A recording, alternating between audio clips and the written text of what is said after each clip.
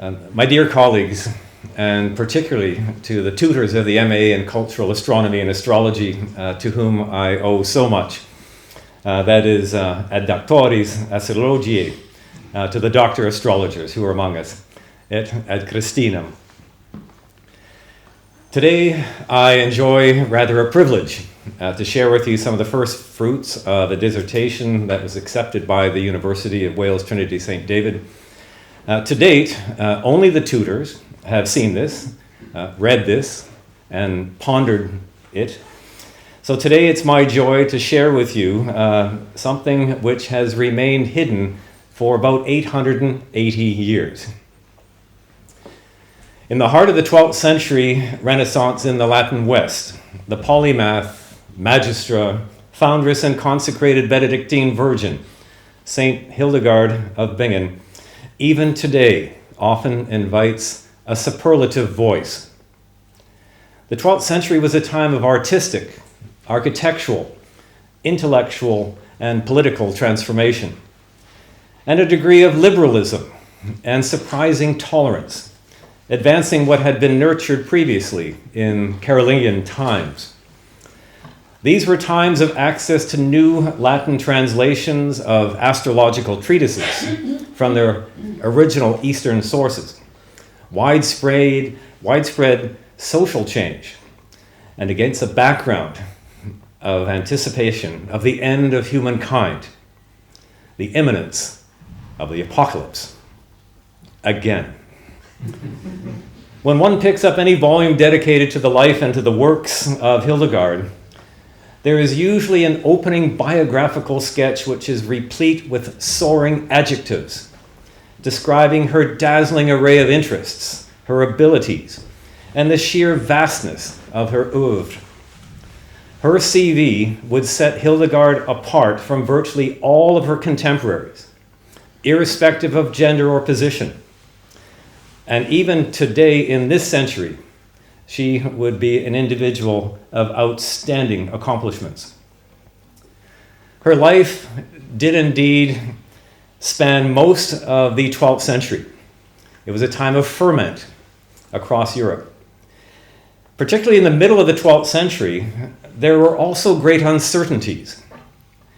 The initiation of the First Crusade. Pope Lucius, that would be the Second Crusade, I apologize. Pope Lucius II had been assassinated and replaced that very day before sunset by a pupil of St. Bernard of Clairvaux. He was the retiring intellectual Eucharius III, who was the first Cistercian pontiff. In 1147, the Synod of Trier allowed for the first public reading of draft manuscripts of Hildegard's early writings. This was a theological first for a woman religious in Europe. The readings from her Scivias Domine, Know the Ways of the Lord, provided approbation for Hildegard to continue her work. Indeed, it was the pontiff himself who read from this work. But first off, a note related to translation. We have many individuals in the room who are highly skilled and expert in Latin, in Greek, and in other languages. But perhaps an important difference here. When it comes to Hildegard's work, one cannot rely exclusively on rather literal translation or a purely academic voice. There is a stratigraphy in Hildegard's works, and that stratigraphy was outlined here by one of her biographers, Heinrich Schipperges, whose book was in translation into English at the date that you can notice here. So where possible today, take note of where the translation that I'm presenting may overlap into a very, very different realm, a very visionary language that was very, very unique to Hildegard. There have been two occasions separated by a century when critical editions of Hildegard's Causae et Curae de Mundi Creatione have been published. This would be in translation, Causes and Cures, or Diseases and Treatments, and the Creation of the World. The first publication was in 1903 by Professor Paul Kaiser. It was highly criticized by later scholars. A century later, in 2003, a new Latin critical edition was published by Laurence Moulinier and her colleague, who was the Jesuit Father Rainer Berndt. But there's something missing, though, from that. Until now, there was not available in the English-speaking world a translation from the original manuscript sources of the folios from Book 1 of Causae et Curae. And in this section, which you can see here, these folios comprise the curious and the enigmatic De Stellis et De Duodecim Signis et Planetis, regarding the stars and the signs, the 12 signs and the planets. In the autumn of 1995, a colloquium was convened at the Warburg Institute of the University of London as a presage of and as a tribute to the 900th anniversary of the birth of Hildegard von Bingen. The papers from that two-day event, hosted by historian Charles Burnett, whom many of you will know, and medievalist Peter Dronke, it ran the Curae of Hildegard's oeuvre.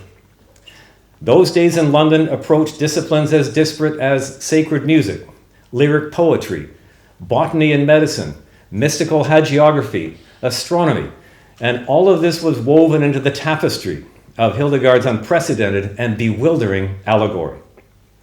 This event would become a signature, an exemplar of the sheer vastness of the Hildegardian written landscape, and it provided opportunity to address the then state of scholarly inquiry into Hildegard's unique worldviews. Charles Burnett's essay from that conference, entitled Hildegard of Bingen and the Science of the Stars, included a provocative statement about an enigmatic and allegorical passage related to the sun's passage through the annual signs of the zodiac. Burnett concluded that De Duodecim, though rich with allegory attributable to themes of the 12 signs from classical astrology, in his words, had no astronomical foundation. That alone, for me, invited the possibility of a testable hypothesis. For almost 9 centuries, this medico-scientific apocalyptic work attributed to Hildegard awaited translation from the original manuscript, which is now contained in the Royal Copenhagen Library. Recently, it was made available in a fully digitized high-resolution version. And the translation work on this piece was a component of the dissertation that I referred to earlier. And so today, let's immerse ourselves for a few moments in a portion of Book 1 of Hildegard's Causae et Curae, which has evaded, till now, a closer examination. According to a leading Hildegardian scholar in the USA, and I quote here from a personal communication, which actually ignited the study, to date, there has been no one in the scholarly community who possessed the astrological background to assess this. And I must add that it would involve some risk to do so. Well, I was captivated, absolutely captivated, particularly by the element of risk. So in particular, today I will elucidate as best I can certain astrological relationships that are among the sun and the 5 planets of antiquity that are contained in these folios. Folios 4 VB to 5 VB. In the only surviving manuscript of Causae et Curae, known as the Copenhagen Codex. These folios comprise the enigmatic journey of the sun's annual movement with its cohort of the 5 planets through the zodiacal signs. And so we may need just a little bit more background, particularly with the sense of the unusual where Hildegard's writings are concerned. Her cosmology. So at the outset of Book 1 of Causae, she describes a creation wherein the behaviors of human beings below cause disturbances among the 4 elements of fire, air, water and earth. Stormy weather is a portent of wars, or perhaps sudden death. The four cardinal winds support and hold the firmament in place.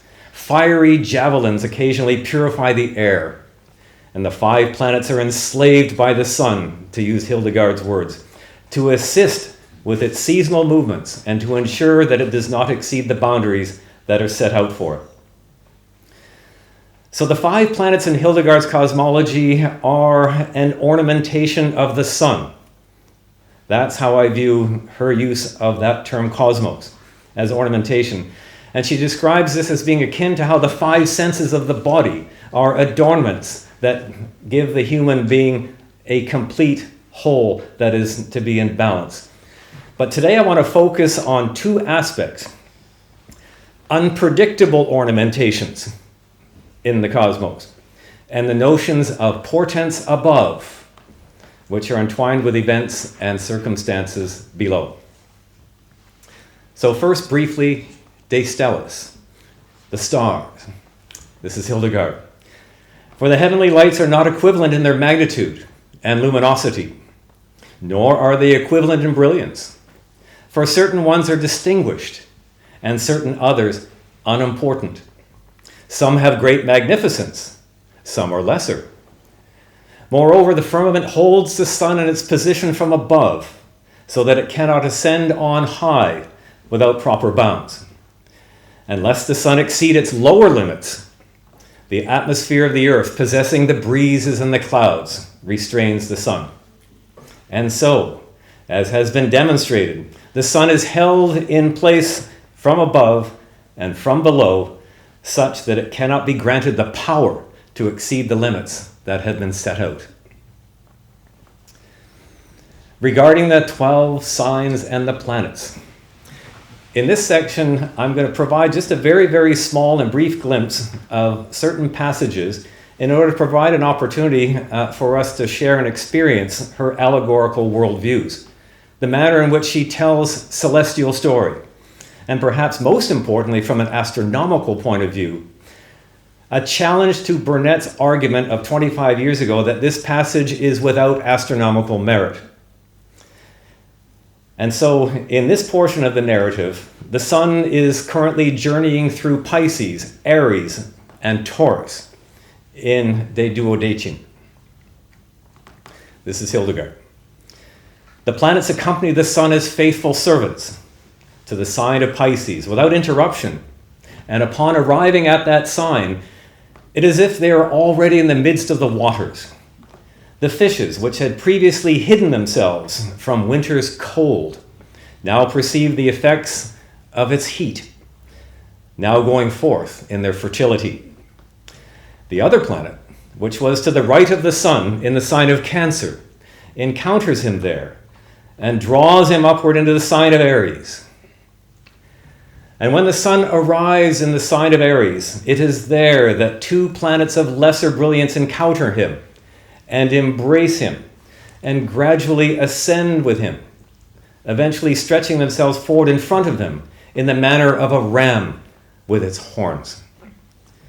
With the sun ascending ever higher, as if climbing the cliffs into the sign of the bull, there in that place 2 planets remain, and 2 others come into the sun's path, approaching to confront him, to attack him. These planets are rarely observed and seldom reveal themselves, unless as portents, omens intending to bring with them miraculous events somewhere. And she continues with this. And so these planets impel the sun before them with excessive power in the manner of a bull, thrusting mightily with its horns. And they convey the sun to such a height that when he arrives in the sign of the twins, the sun and the planets thereby separate themselves, one moving to one side, the other to the other side of the sun. So just what type of stars was Hildegard imagining here? To have the capacity to impel the sun with excessive power. So consequently, this, for me, was the key passage which encouraged the following. a retrospective digital stimulation of the mid-12th century skies in order to consider what this text might in fact be referring to. So it's important to emphasize here that this is conjectural. This is hypothesis. But it's a serious attempt to consider what Fabio had identified yesterday, to understand the astronomy that is hidden behind the mythology.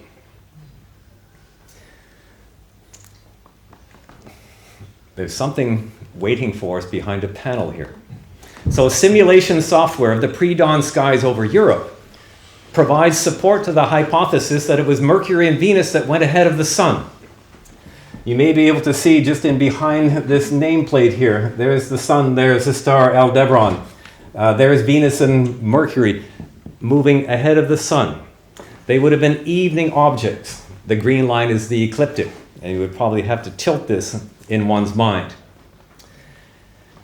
And we can also see too that there are the horns of the bull. So the sun has now reached Taurus. But this is not all. The retrospective simulations provide evidence for the two new stars, which appeared to impel the sun upwards into the sign of the bull. This was one of the returns in 1145 of Halley's Comet. This is Halley's Comet right here.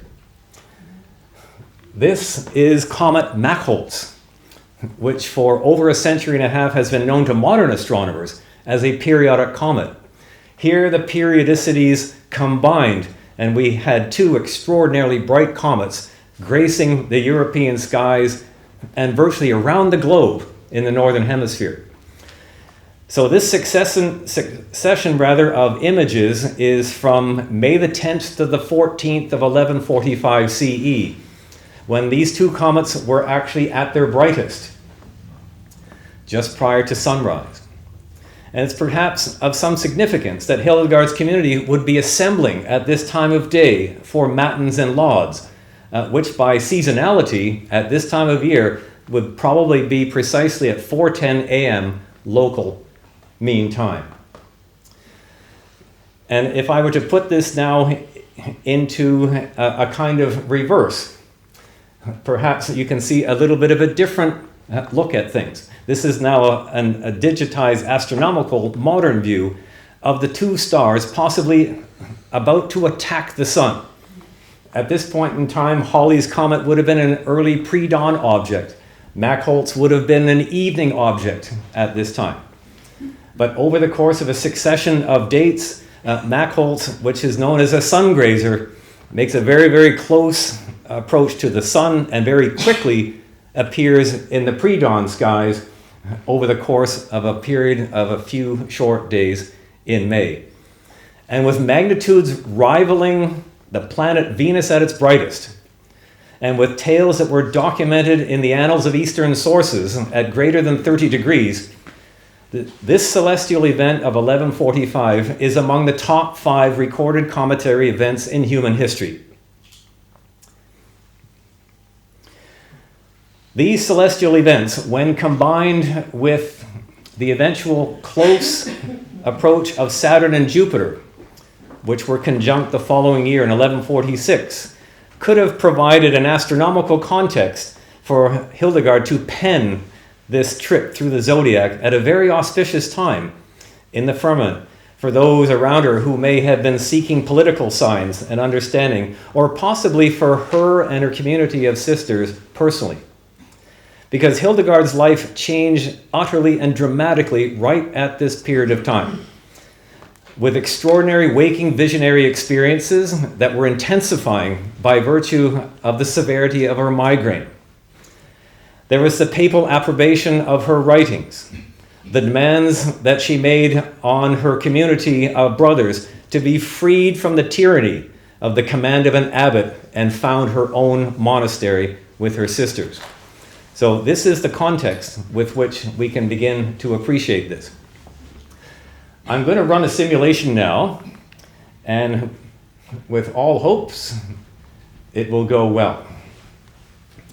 So this is a simulation of this event in 1145 using Starry Night 8 software.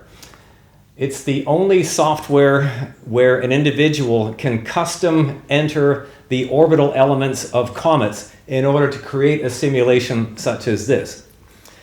And those orbital elements have been derived from specific Japanese and Chinese sources where their observations were so meticulous, and we have access to these annals from the East. Their observations were so meticulous, it allows the modern astronomers to create orbital element features that are right down to the sub 10 minute of arc precision. It certainly speaks of the extraordinary nature of those observations in the East in the 12th century. Without those Japanese and Chinese records, we would simply not be able to do this today. So there's certainly a great debt of gratitude. There's also a great deal of supporting evidence for this time and for cometary behavior. This is a very, very different source. This happens to be from the Canterbury Psalter, which dates to approximately 1150 CE. And there is a marginalia here, and it's a kind of gloss. And you can see that by the orientation of the script and by the hand, the change of the hand, that this was obviously added later. And as you go through the folios of this is actually an extraordinary piece of work, particularly in terms of the artwork. This is one of the only pages where the bottom is not left blank by the scribes. It has this gloss with a multi-tailed comet. And then when you go back and look at the Chinese records, they actually describe a comet that had a multiple nucleus, and they interpret it as 2 broom stars. Not just one, but 2 broom stars. So regarding the comet, this is my rugged translation from the Anglo-Norman text in the Psalter. But what I was really struck by was the language. Objects that seldom reveal themselves, appearing as great portents. Do we have the first clues of the transmission of information to Hildegard's monastery? It's really, really intriguing to consider the prospects. So that's really the kernel of what I wanted to share with you today. And I owe so much to those ancient Eastern sources, because as I mentioned, without them, the simulation would have been impossible, because modern astronomers would not have been able to work out the orbital elements to confirm that it was not just Comet Halley, but there was a second sun grazer comet that was also in the skies in 1145. So to conclude, for those of you who want to continue an excursion into Hildegard's works, there are vast contributions across so many fields. She was indeed a woman of singular importance in her age, and for that matter, any age. There was a flurry of activity, a great deal of scholarship that took place in the late 20th century as we were coming close to the 900th anniversary of Hildegard's birth. And when I misspoke earlier about the First Crusade, Hildegard was of course born right about the time of the apex of the First Crusade. And it might be interesting to point out here that the Second Crusade, of course, was utterly disastrous in the East. And it's really quite intriguing that you have a disastrous Christian military and theological campaign, which also happened to coincide with the appearance of 2 very, very bright comets. There is plenty of work to be done. There is virtually no work that has been done by the scholarly community on Hildegard's lyric poetry related to her cosmological thinking. And particularly, we can consider De Duodecim as a kind of springboard into that new work that still awaits us.